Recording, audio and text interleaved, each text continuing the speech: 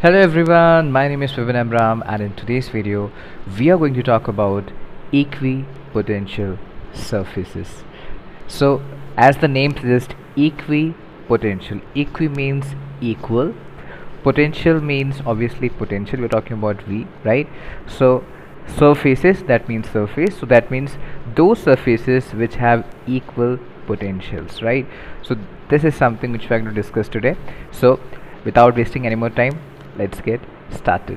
Okay, so let's define how we can define your equipotential surfaces. So as like I said, these are imaginary surfaces, so they are imaginary surfaces whose every point has same potential. Like I said, equipotential, that means each and every point on the surface will have same potential. So the question is, like, this kind of surface even exist?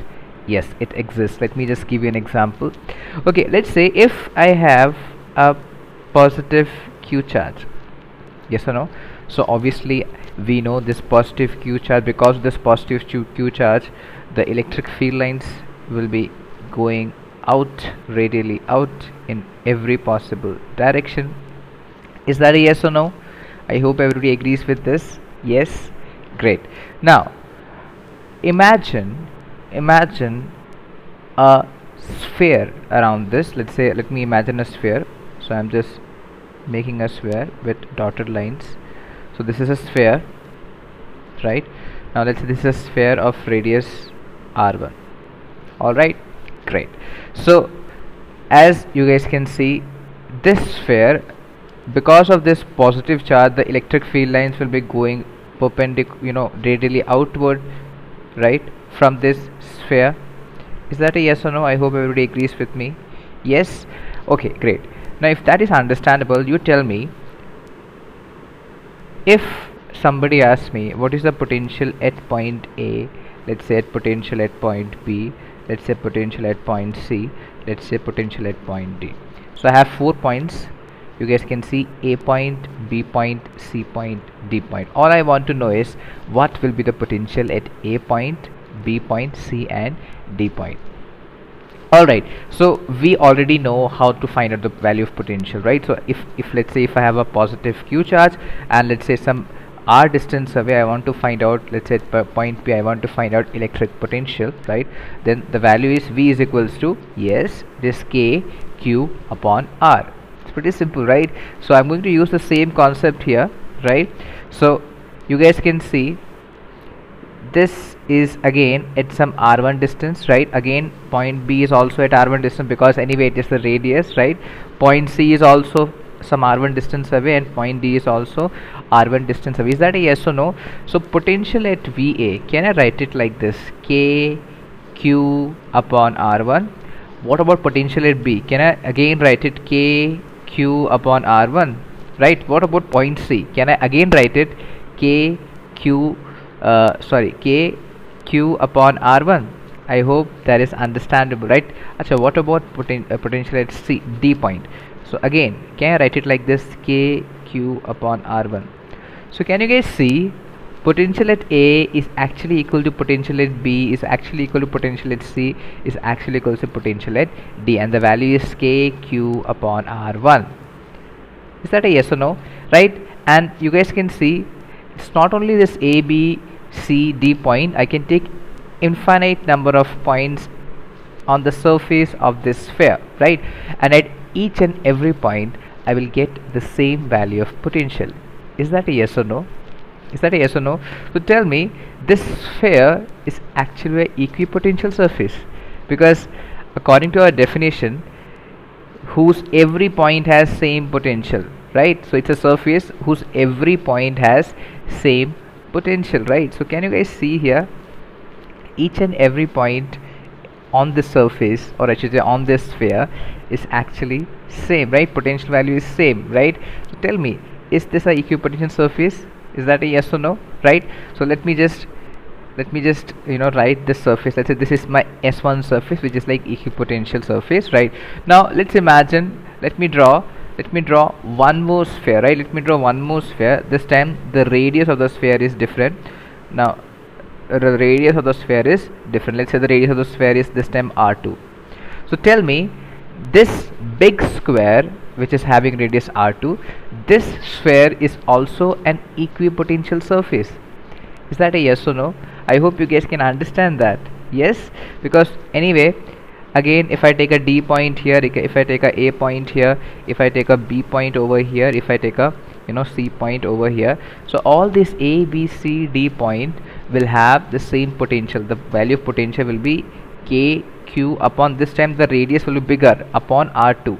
Is that a yes or no? The value of potential will be anyway reduced as compared to that of your first equipotential surface, but anyway the surface itself will be equipotential surface, right? So S2 will also act as equipotential surface. Is that a yes or no? If I draw one more concentric circle around it, a circle or a sphere around it, it will also act as equipotential surface. Yes or no? So I hope you guys can understand, right? I hope you guys can understand how this sphere is equipotential surface, right? Because each and every point on this sphere have the same potential, right? So S1 is your first equipotential surface, S2 is your another equipotential surface. You can actually draw one more which is like, which you can make it inside, right? Still it will be equipotential surface. I hope you guys can understand. So can I conclude, for a point charge, can I write it here? For a point charge,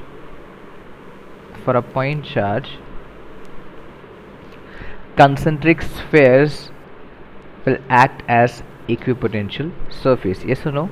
I can write concentric spheres will act as equipotential surface. Is that a yes or no? I hope you guys can see that. Yes, great. Now one important observation I want you guys to look into here, that obviously from your Q charge the electric field lines will be going like this. Is that a yes or no? Electric field lines will be going like this in every possible direction. I hope you guys can see that, right? Now important thing that you have to understand, that electric field lines are actually going perpendicularly out, or I should say they are making an angle of 90 degree with the equipotential surface. Can you guys see? So this is my first surface, and I can see it is making an angle of 90 degree. Very similarly, this is my surface, it's making an angle of 90 degrees. So this is my surface, it's making an angle of 90 degrees. This is my surface making an angle of 90 degrees. Similarly, the same thing goes for the other surfaces. So this is my next surface making an angle of 90 degree. This is my next surface making an angle of 90 degree. Again 90, again 90 degree with the electric field line, 90 degree with the electric field line. Is that a yes or no? Can you guys see that observation, right? Take it any surface, again 90 degree, 90 degree, 90 degree, 90 degree, and yes, 90 degree. So basically electric field lines are going perpendicularly with respect to your equipotential surface. This is the first observation I want you guys to take note of. Is that a yes or no? Is that a yes or no? I hope that is understandable. Let's take one more example. So this example was your point charge. Now let's say if you have a line charge, right? So for a line charge, so you tell me, for a line charge what will be your equipotential surface? Let's say you have a line charge here. Let's say this is my line, right? This is positive charge, positive charge, positive charge, positive charge, positive charge, this is my line charge, right? So what will be my equipotential surface here? Yes, you have guessed it right. It will be actually a cylinder. It will be actually a cylinder. I can actually draw a cylinder of, let's say, radius r1. So anyway, I can actually say each and every point here, let's say point A, point B, point C, or point D. So each and every point here will have same potential, right? I can write it, potential at VA is equals to potential at B is equals to potential at C is equals to potential at D. Is that a yes or no? Each and every point will have the same potential, right? Very similarly, I can increase the radius. This will be having radius r2. Then again, same thing will be there. The potential will also actually decrease. But anyway, it will also act as my equipotential surface, right? Let me call this surface S1, this will be surface S2. So for a line charge, can I say for a line charge, concentric cylinders will act as equipotential surface. I hope you guys can understand. Again, I want you guys to look into the same observation. I know that your electric field lines will be going out in this manner, right? I hope you guys can see that electric field lines will be going out in this manner, right? Yes. So again, electric field lines are going perpendicularly with my equipotential surface. Can you guys see that? They are going perpendicularly with respect to my equipotential surface. I hope you guys can see that. Yes or no? So they are going perpendicular with respect to my equipotential surface. Yes, I hope you guys can see that. They are going perpendicularly with respect to my equipotential surface. I hope you guys can see that, right? So this actually gives a, it actually gives you an idea. If somebody asks you to draw equipotential surface, so you can actually, if you see electric field lines, just make something perpendicular to it that will act as your equipotential surface. I hope you guys can see that logic you guys can see. So in this also, if I can see my electric field lines, I have to just make something which is perpendicular to my field line. That will be my equipotential surface. Very similarly here also, I can see my electric field lines are going this and this, so I just make something perpendicular to it, and that is actually serving as my equipotential surface. Is that a yes or no? I hope you guys can take that input, right? Great. Now, yes, so as I was saying, in the next part, let's say we have a constant electric field lines, right? So let's say you guys can see this my constant electric field lines. Now let's say somebody asks you, draw equipotential surface. Draw equipotential surface. Somebody asks you, you have given this constant electric field lines, you have to draw equipotential surface. So from our last two exercise, we knew this observation that your electric field lines are always perpendicular to your equipotential surface, right? So tell me, if I make something perpendicular, something like this, can this act like my equipotential surface? So basically, you guys can see it is perpendicular to my electric field line. Is that a yes or no? Can you guys see that? They are perpendicular to my electric field lines. Yes. Yes. Okay. Now basically what is here? Basically electric field lines are going like this.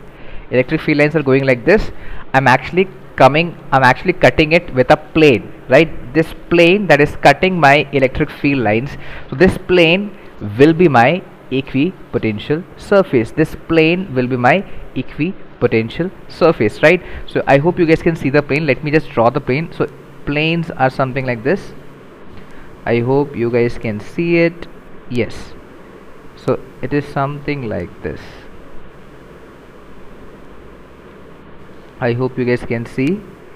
So I am just actually drawing these planes. These planes are perpendicular to the electric field lines, right? So these planes are your equipotential surface. Is that a yes or no? So that means, you tell me, all these planes, that means you guys can see here, this plane is at some potential V1, this plane is potential V2, this is potential V3, this is potential V4. That means all the points in this plane will have potential V1. Very similarly, all the points in this plane will have potential V2. All the points in this plane will have potential V3. All the points in this plane will have potential V4. I hope you guys can understand. Is that a yes or no? I hope you guys can understand that. Yes? Great. Now the question comes, which potential is greater? Now you have to understand, as we go along in the direction of electric field, the potential decreases. As you go along in the direction of electric field, the potential decreases. So V1 will be having the highest potential, then V2, then V3, and then V4. I hope you guys can understand that. Is that a yes or no? Yes. Great, great. Let's move on. Yes, this is CBSE 2011 question. This came in CBSE 2011, right? Question is, draw equipotent surface for a dipole. Okay, for a dipole you have supposed to draw the equipotential surface. Okay, let's draw it for a dipole. So before that, first we have to draw a dipole. So what is a dipole? It's an assembly of two equal and opposite charges when they are separated by some distance, right? Great. So let me just very quickly make the dipole. So here is my plus q charge, here is my minus q charge, right? And let's say they are separated by some distance. Let me just say they are separated by some distance, let's say 2a. Is that a yes or no? Okay, next thing, first we have to make the electric field lines, right? So we know electric field lines are always going from positive charge to negative charge, right? So this is my electric field line, right? The first positive to negative, it is going from positive charge to negative charge. Again it is going from positive to negative charge. Again it is going from positive to negative charge. Again it's going from positive to negative. So you guys can make the electric field lines like this. Is that a yes or no? From positive charge they are always going out, right? You have to be very careful that you don't have to intersect any of the electric field lines. You have to be careful. So for a negative charge they are always going inside. Is that a yes or no? Right? Yes, they are always going inside. I hope you guys can understand it, right? Okay, so now we have made our electric field lines. Now we have to make equipotential surface. Now one thing which I know is equipotential surfaces are always perpendicular to your electric field lines, right? Because all the three examples, this one and also this one, all the three examples actually tells us that your equipotential surface is always perpendicular to your electric field line. Is that a yes or no? Great. So let me just try to make it. So at the center I can see the electric field lines will be straight, because obviously it's straight, they will be perpendicular. Is that a yes or no? Okay, so as you go away from it, right, you guys can see all you have to do is just make your equipotential surface perpendicular to your electric field lines. You have to make sure that they are perpendicular. These red surfaces that I am making, right, they must be perpendicular to your electric field lines. Can you guys see? So you guys see they are perpendicular at every point, right? They are perpendicular at every point. I hope you guys can see that. Yes or no? I made it in such a way that they are always perpendicular to the electric field lines, right? They are perpendicular to the electric field lines. I hope you guys can see that, right? Yes, they are perpendicular, right? At each and every point they are perpendicular to your electric field lines, right?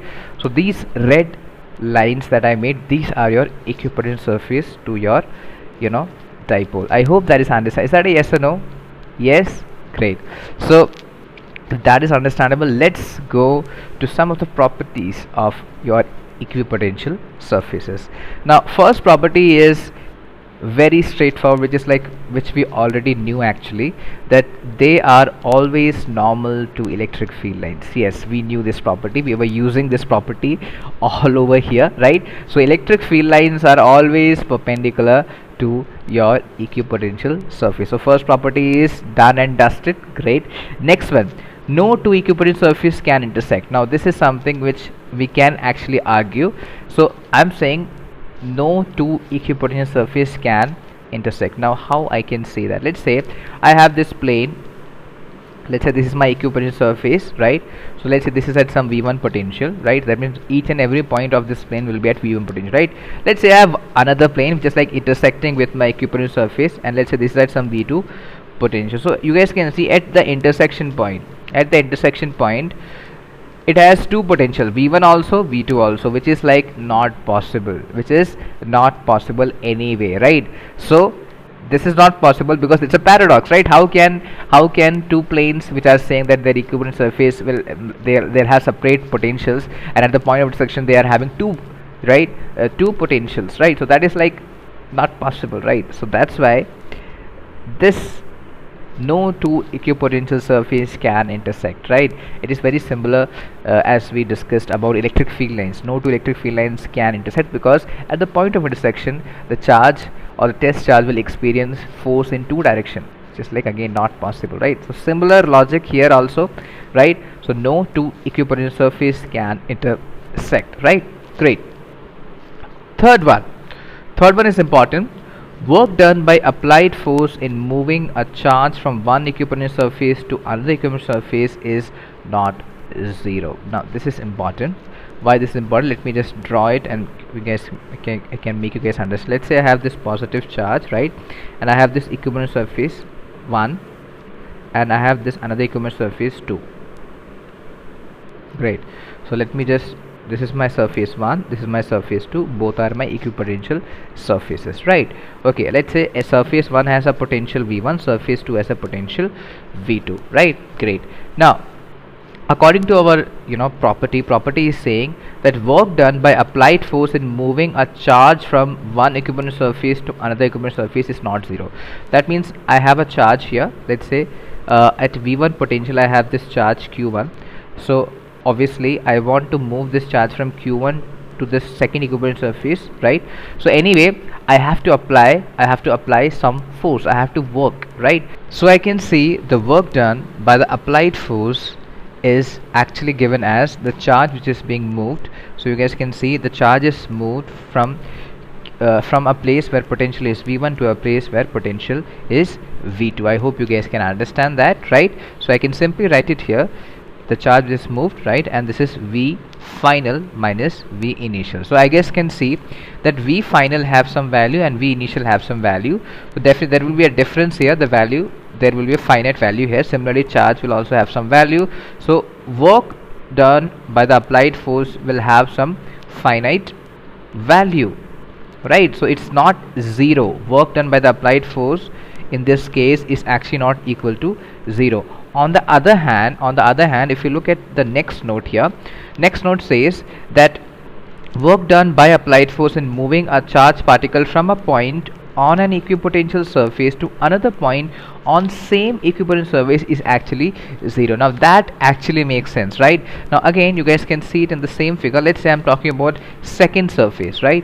So if I talk about second surface where potential is actually V2, so let's say I have this again Q1 charge, I move this Q1 charge from this point A to, let's say, in the same equivalent surface I move it to this point B, right?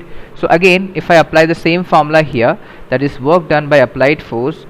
Now which charge I'm moving Q1 charge from V final to V initial. That is your V final and V initial have the same potential because your V2, your A point, your B point will have the potential V2, right? So I can write it W A double P is equals to Q1 V2 minus V2, and the answer comes out to be 0, right? So basically if you are moving a charged particle from one place in the equipotential surface to the same place to some other place in the same equipotential surface, then the work done by the applied force will be actually coming out to be 0. I hope that is understand. So these are the four properties, right? There is one important note which you guys have to understand here.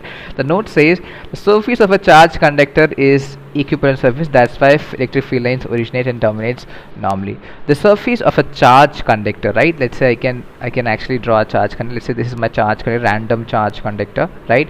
So obviously you give some charge, all the charge is at the surface, right? So all the charges will be at the surface, right? Great. So let's say the charge is at the surface, right? So obviously the electric field lines, let me draw electric field lines. Electric field lines are always going perpendicularly to the surface. If you notice, electric field lines will always go perpendicularly out with the surface. Is that a yes or no? Right? And let's say if it was negatively charged, then obviously they will terminate. Electric field lines will terminate to this surface. So again termination will always be perpendicular. So you guys can see the angle that it made with the surface is perpendicular, right? So from this, exercise, you can actually conclude that the surface of your charge conductor acts as a equipotential surface. Is that a yes or no? The surface of a charge conductor acts as a equipotential surface. So why it is so? Because you guys can see electric field lines are perpendicular. Electric field lines are perpendicular to that surface. That means that surface itself is an equipotential surface. I hope that is understand. Is that a yes or no? Okay, great. So I hope you understood the video. If you have any doubt, you can comment it down in the comment section. And I hope all of you are doing good. Stay home, stay safe.